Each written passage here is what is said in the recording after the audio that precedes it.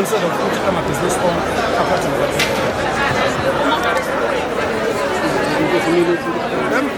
thina njengeyinsizwa asizukwenza thina namashi thina sizohamba hambe kufika isikhathi la khona sizokhuluma khona nomuntu ukufika sizokhuluma ukuthi okwamanje sicela imessage ifike kahle abantu ukufika sibacela ngemessage that is conveyed through ukuhamba kanje ukuthi abahamba but siyeza isikhathi la khona sizokhuluma nomuntu simthetho wendoda siyeza leso sikhathi leso sicela ukuthi bebe beqala beyilungisa manje bebe beqala lapha ngoba sabe umnqamlathi kathi end of June la ikhona kufanele ngabe sibona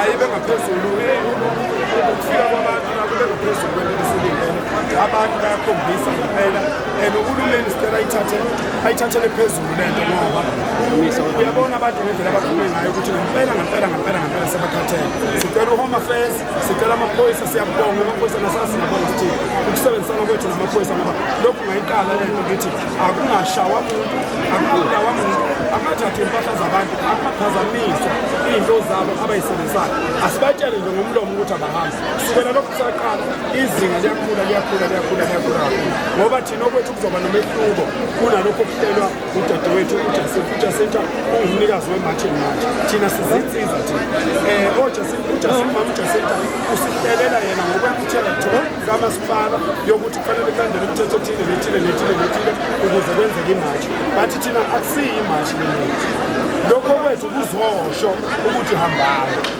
kuzofika isikhathi ngoba ngisho kuzofika isikhathi la sizoqonda khona indoda ngayodwa noma ngabe bawuthemile sizoqonda indoda ngayodwa sithi wendoda thatha amasaka akho kuhamba sicela abantu bokufika bahloniphe lo moya omuhle esiwusebenzisayo sicela abantu bokufika besebenzise lokhu ukuqhele sicelayo ukuthi siyacela behamba sabonakele nje aboni bona kakhulu bona ngisho ikhuluze sisacela beqhele ukuze sofaka thina siqondane nobaba bethu siqondane nohulumeni wethu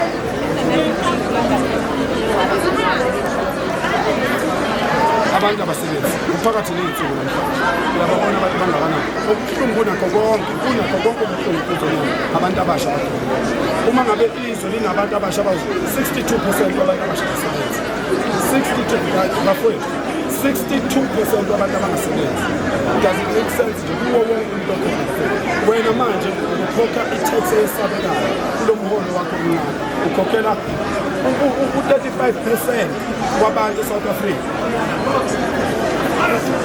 usupporta u-62%, akuwenzi umqondo. So izwe lethu lisenkingeni, sicela ukuthi nje akathi ukudeda abantu bethu ukudeda abantu bokufika silungise uhulumeni, silungise isystem. Empeleni we are rescuing uhulumeni wethu because lento isefana ne-pandemic. Uhulumeni nabo abazi ukuthi bazokwenza njani. Uhulumeni uvotelwe yithi uhulumeni, yithi amakhosi, yithi insizwa, iyeza manje elandelayo umbhidango after le igoli, after June siya eParliament Cape Town.